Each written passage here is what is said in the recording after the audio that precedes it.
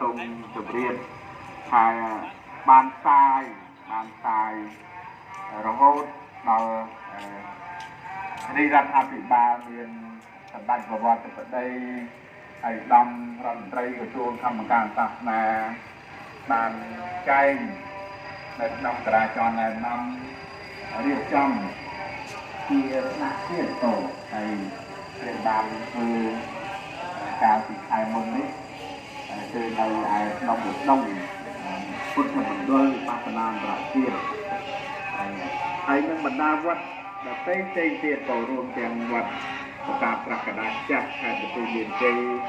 និងទីកន្លែងផ្សេងទៀតនៅក្នុងព្រះរាជាណាចក្រកម្ពុជានេះគឺបាន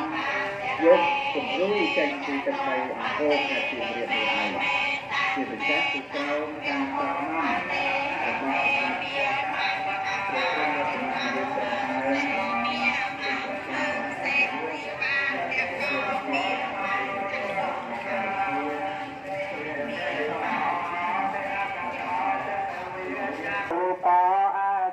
ในแกนโลเพตาวเตตไสสหันตเทียเมปะเลมดเทียจีวันตอนสุขังนัมเหปัสสกิธาภิกิตาเมโนเจมันใจ